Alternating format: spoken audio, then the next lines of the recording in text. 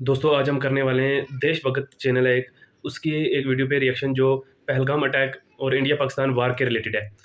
ये जो social media वार वार चल रही है, ये कैसे चल रही है और क्या हो रहा है इसमें, ये आप वीडियो देखिए, आपको पूरा पता चलने वाला है। वीडियो अच्छी लगी लाइक कर देना, चैनल को सब्सक्राइब जरूर करना। चलो वीडियो शुरू करते हैं। কারণ ভারতের সংবিধান থেকে সেকুলারিজম ওয়ার্ডটাকে সরিয়ে দিতে হবে। 130 एटॉमिक हमारे पास वेपन है, ये हमने हिंदुस्तान के लिए रखे हैं। How to store unlimited water in our pockets. आपको शायद इस बात का संज्ञान ना हो, लेकिन इंडिया और पाकिस्तान के बीच में एक भीषण घमासान युद्ध शुरू हो चुका है। इनफैक्ट ये जंग पिछले करीबन एक हफ्ते से चल रही है। मशहूर गुंडा गंदे नाले की पैदाइश। सैकड़ों लोगों का खून पसीना गला समय इस युद्ध में लगा हुआ है। उनके लिए यह जिंदगी और मौत की लड़ाई है, कम से कम तब तक जब तक उनकी फोन की बैटरी और डेटा चल रहा है। यह युद्ध ना कारगिल का वॉर है, ना सर्जिकल स्ट्राइक है।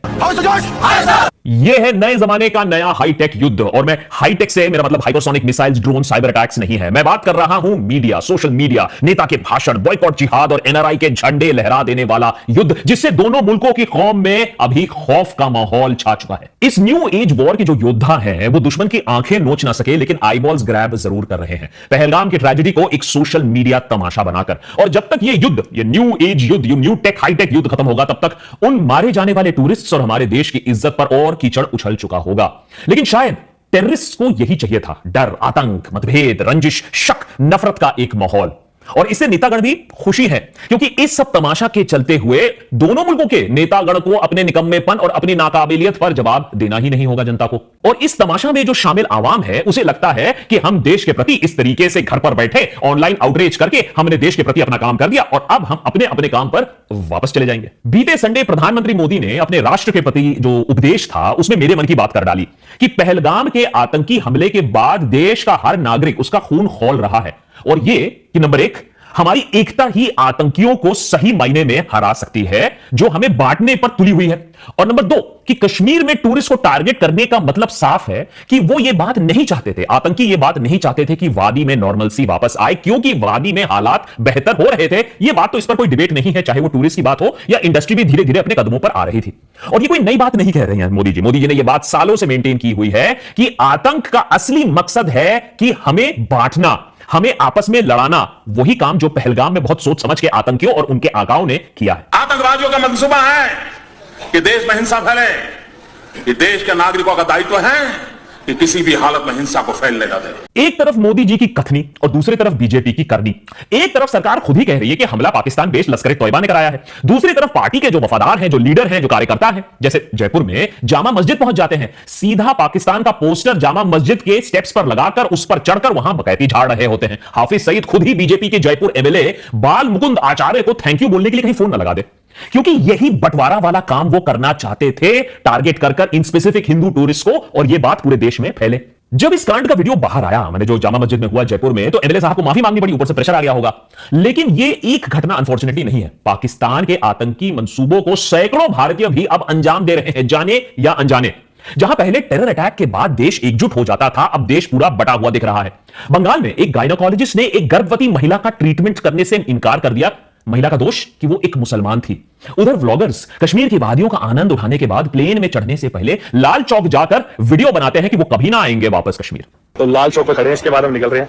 और भाई हम तो कभी कश्मीर आएंगे नहीं जिंदगी में। बोल रहे कि कश्मीरियों की क्या गलती, भाई हमने बात करी है उनसे, कहीं ना कहीं प्रेम है पाकिस्तान से, पूरे 100% प्रेम है। तो ये जहर भरे वीडियो तब रिलीज हो रहे हैं जब पिछले एक हफ्ते में सैकड़ों ऐसी कहानियां बाहर आई हैं, जिससे साफ हो जाता है कि वादी में अटैक का कोई समर्थन ऐसा नहीं है। हो सकता है दो चार ऐसे लोग हों, लेकिन आतंक के खिलाफ प्रदर्शन हुए हैं, आतंक के खिलाफ शटडाउन हुए हैं। लेकिन तब भी ये मिस इंफॉर्मेशन चल रहा है। वहां हाफिज सईद तो बहुत खुश होंगे। कश्मीर को खाली कराने का, बॉयकॉट कराने का प्रोग्राम ऐसे वीडियोस बिल्कुल सक्सेसफुल बना देते हैं। एक तरफ मोदी जी कह रहे हैं कि वादी में नॉर्मलसी चाहिए, दूसरी तरफ टेररिस्ट का काम खुद ही हमारे व्लॉगर्स कर रहे हैं। चलिए, कश्मीर आप नहीं जाते हैं, व्लॉगर्स की बात आप मान लेते हैं, लेकिन तब भी क्या आपका राष्ट्र के प्रति जो ड्यूटी है वो ड्यूटी पूरा होगा? अगर आपने सब्जी खरीद ली किसी मुसलमान से, अरे आपके धनिये के पैसे से क्या पता कहां आतंकी हमला हो जाए, कौन सा आतंकी धंधा चल जाए आपके धनिये के पैसे से। सो नो टू धनिया। यूपी में ऐसे कैसे कितने सारे केसेस सामने आए हैं जहां मुसलमान सब्जी वालों को कहा गया है यहां से निकल लो नहीं तो तुम्हें बख्शेंगे नहीं। देश भर में ऐसे कितने वारदातें सामने आ रही हैं जहां कश्मीरी स्टूडेंट्स को टारगेट किया गया है, उन्हें घर से बाहर निकाल दिया गया है, उनके साथ मारपीट तक करी गई है। और कश्मीर के युवा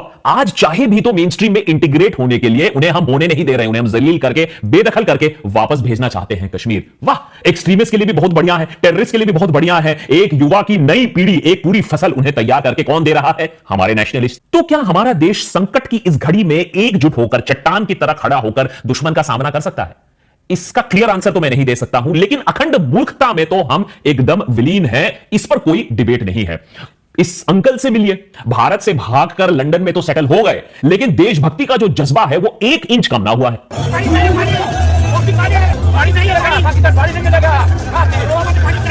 भारत देश से इतने साल दूर रहे हैं कि शायद भूल गए हैं कि हमारा झंडा सीधा किस तरीके से लगता है और उल्टा किस तरीके से। और ऐसे नौजवानों को देखकर तो दुश्मन की सुसु निकल जाए।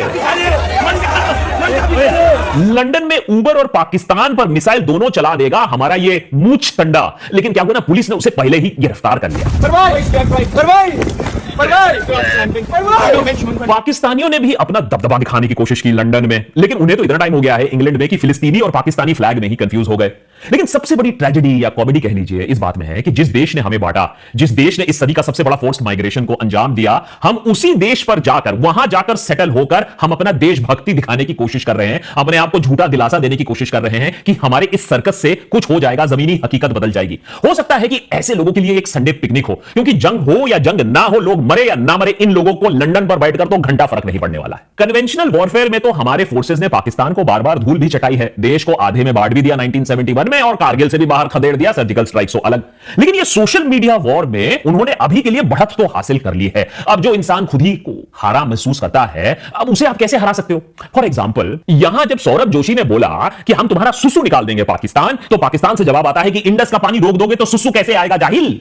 जब विजय पटेल ने बोला कि आज रात सोना नहीं, वार्निंग इशू कर दिया पाकिस्तान को, तो बॉर्डर के उस पार से जवाब आता है कि आधी दुनिया से हमने कर्जा लेकर रखा है, दुनिया हमारे साथ कुछ नहीं होने देगी, हम बिल्कुल सेफ हैं। जब फ्लाइट लेफ्टिनेंट अनूप वर्मा ने कहा कि हम पाकिस्तान का नाम और निशान मिटा देंगे मैप से, तो पाकिस्तानियों ने इरेजर देने से मना कर दिया। कुछ ने कहा कोई बात नहीं, हम फिर से ड्रॉ कर लेंगे, और कुछ ने कहा कि अच्छा कर दो, हम एक्शन अंडू कर देंगे, कंट्रोल जेड मार देंगे। हमें कहा कि तुम्हारी नेवी एयरफोर्स बिल्कुल बेकार है, बच्चों के खिलौने की तरह है, इस पर तो मीम्स बनते हैं, लाहौर तो हम तुमसे वापस ले लेंगे। तो पाकिस्तानी बोले लाहौर चाहिए। अबे लाहौर रख के करोगे क्या? लाहौर ने तो 70 साल से हमें धोखे दिए हैं। वो क्या बिरयानी के नाम पे पुलाव खिलाए जा रहे हैं, और लाहौर में अगर इंडियंस घुस भी गए, लाहौरियों ने रास्ता ही सही नहीं बताना, वो पूछेंगे भाई लाहौर है, बोलेंगे नहीं चाहिए, जेल में थोड़ा आगे हो जाओ। पाकिस्तान में यहां तक की तैयारी हो गई है कि वहां के इन्फ्लुएंसर्स वॉर के लिए कपड़े भी तैयार कर रहे हैं, कौन सी सिचुएशन में कैसे कपड़े पहनेंगे। पूछे थे कि आप जंग के दौरान क्या पहनेंगी, तो सबसे पहले मैं ये झाड़ियों वाला फिट पहनूंगी, क्योंकि इस तरह मैं झाड़ियों में अच्छे से ब्लेंड हो जाऊंगी। और हवाबाज तो पाकिस्तान में भी है, अरे एक ही नदी का पानी तो पिया हुआ है। वजाहत काज़मी बोलते हैं ब्रिंग इट ऑन इंडिया, दिखा दो क्या है तुम में दम। पता चलता काज़मी जी तो खुद ही दुबई में रहते हैं, फ्री का बस झगड़ा देखना चाहते हैं, तू मैं देखना चाहते थे, फ्री का एंटरटेनमेंट चाहते थे। या ये भी हो सकता है कि जैसे इंडिया पाकिस्तान के मैचेस दुबई में होते हैं ना, सिक्योरिटी कंसर्न्स के चलते, हो सकता है ये जो युद्ध है इंडिया पाकिस्तान का, इसको दुबई में ही लड़ा जाए। फिलहाल पाकिस्तानी सोशल मीडिया मोदी जी से कह रही है कि पानी थोड़ा बंद कर दो, टंकी भर चुका है, पानी लीक कर रही है।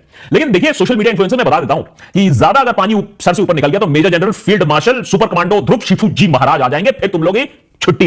एक तेरे को ये आदमी की जुबान याद रखना, और सबको बोल रहा हूं ये बात, तुम्हारे घर में भी घुस घुस के ना तुम्हारा नाम पूछ पूछ के, अगर तुम्हारे पिछवाड़े में इस बार अगर वही होगा तुम्हारे साथ जो तुमने किया, तो तुम कल्पना नहीं कर सकते हो। लेकिन ये meme war, social media war, तू मैं जितना भी फजूल का हो, India Pakistan fake news war का जो जहर है उसके सामने तो कुछ भी नहीं है, बहुत इनोसेंट लगता है। छोटे हैंडल से लेकर बड़े बड़े पत्रकार लगे हुए हैं जंग को छेड़ने में, लोगों को मारने में। अरे टीआरपी और पुरस्कार तो इसी वजह से ही आता है। भारतीय सूत्र बताते हैं कि पाकिस्तान आर्मी एम्युनिशन डंप को लिपा वैली पीओके में इंडियन आर्मी ने खत्म कर दिया, ध्वस्त कर दिया है। पाकिस्तान की गोदी मीडिया रिपोर्ट करती है कि 70 से भी ज्यादा भारतीय सैनिक को निस्तनाबूद कर दिया गया है। ये क्या हो रहा है? 2000 रुपए के नोट में जीपीएस इंक का अनुसंधान करने के बाद श्वेता सिंह अब वादी में आतंकियों को ढूंढने निकली है। हाइड आउट हो सकता है एक आतंकी के लिए, इसमें आराम से 1 से 2 लोगों के बैठने की जगह यहां पर दिख रही है। वैसे पहलगाम के आतंकी 6 दिन बाद तक नहीं मिले, लेकिन मीडिया के लिए ड्रेस रिहर्सल जरूर करा दिया गया है, जिससे जनता को यह दिखा दिया जाए कि फोर्सेस देखिए कितनी सक्षम है और कैसे आतंकियों को ढूंढ निकाला जाएगा।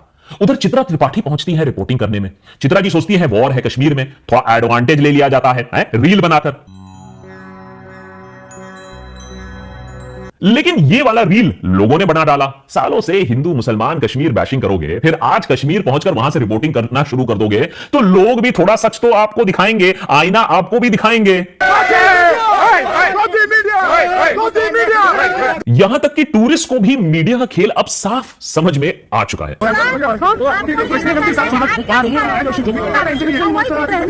सरकार ने कश्मीर में हालात देखते हुए मीडिया को हिदायत दी कि कोई भी सेंसिटिव विजुअल या सोर्स बेस्ड इंफॉर्मेशन लीक ना हो, जिससे आतंकियों को या पाकिस्तान को, हैंडलर्स को मदद मिल जाए।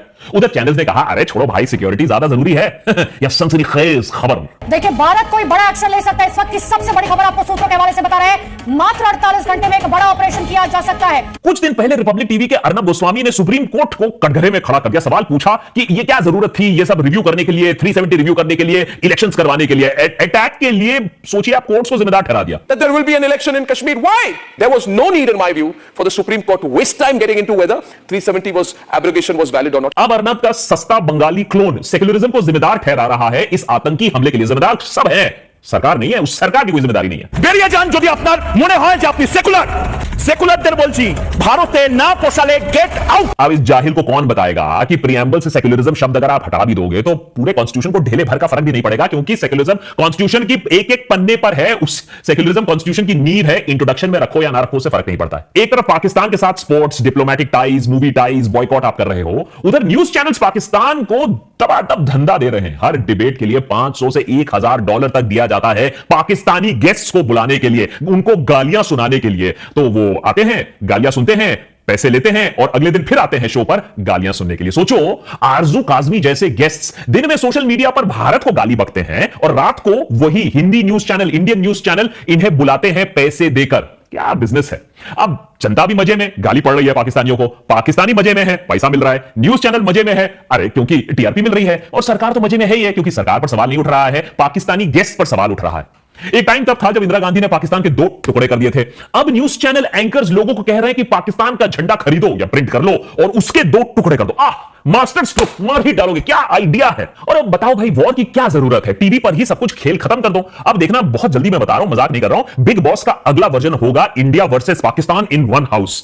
सलमान की जगह अर्नब को वो होस्ट बना देंगे। अब हमें पता नहीं है कि जवाबी हमले में उन्होंने क्या किया। पहले पाकिस्तानी न्यूज चैनल्स और अब 16 पाकिस्तानी यूट्यूब चैनल्स को भारत में ब्लॉक कर दिया गया है। जिस तरीके से भारत ने चाइना को एक करारा जवाब दिया था गालवान के बाद उनके ऐप्स को ब्लॉक करके, उसी तरीके का मास्टर स्ट्रोक इसे माना जा रहा है। Suddenness. The sheer suddenness of the move, the unexpected nature of the move. चलिए, ये सब तमाशा तो आपने देख लिया, अब सीरियस होकर ये भी समझ लेते हैं कि ये सब हो क्यों रहा है। यूनाइटेड नेशंस में इमरान खान ने, जब वो जेल में नहीं थे, तब उन्होंने एक बहुत ही इंपॉर्टेंट बात कही थी कि हम टेररिस्ट इंडिया में क्यों भेजे। Why would Pakistan send 500 terrorists when there are 900,000 troops? What impact are they going to make? सवाल सही था, शायद जवाब देने में थोड़ी ऑनेस्टी कम कर दी थी इमरान खान साहब ने, क्योंकि एक टेरर अटैक से क्या हो सकता है जो 100 गोलियां, 1000 गोलियां भी नहीं कर सकती हैं, वो हमने अब देख लिया है पहलगाम के बाद। और वो ये है कि एक टेरर अटैक से आप पूरे देश का बंटवारा फिर से कर सकते हो, लोगों को एक दूसरे की तरफ अगेंस्ट कर सकते हो, कम्युनल डिवाइड को और वाइड कर सकते हो। एक टेरर अटैक से आप पूरा जो अटेंशन है डाइवर्ट कर सकते हो, पाकिस्तानी सरकार का और इंडियन सरकार का। पाकिस्तान के मिनिस्टर हनीफ अब्बासी देखिए अब क्या बोलते हैं, देखिए कितने चौड़ से अब मिनिस्टर बोल रहे हैं। हालत कटोरों वाली है, IMF से बेल आउट से सरकार चल रहा है, लेकिन अब आप चौड़ में आ गए हो। 130 एटॉमिक हमारे पास वेपन है, वो हमने सिर्फ मॉडल बनाने के लिए नहीं रखे हुए। ये जो होरी, शहीन, गजनवी, ये चौकों में सजाने के लिए नहीं हमने रखे हुए, ये हमने हिंदुस्तान के लिए रखे हैं। अगर आप मुझे बताते नहीं तो मुझे लगता है ये जसपाल भट्टी के किसी पुराने एपिसोड से ये क्लिप लिया गया है, लेकिन यही सटायर है, यही ट्रेजेडी है, यही कॉमेडी है कि जब वॉर की बात आती है तो जनता भी सब कुछ भूल के सरकार का साथ देने लगती है। इंडिया में भी हमें ऐसी ऊंची ऊंची बात अब सुनाई देती है। ओएसी साहब को ले लीजिए,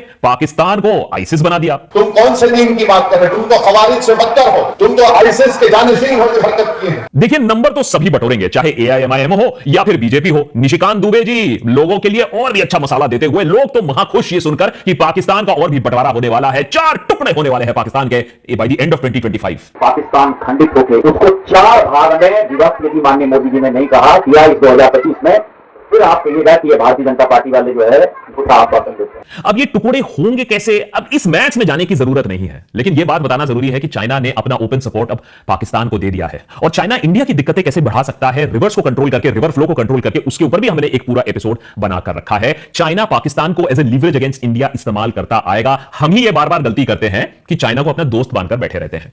तो आप क्या करोगे इस सब पागलपंती के बीच में, ये सर्कस में आप क्या करोगे?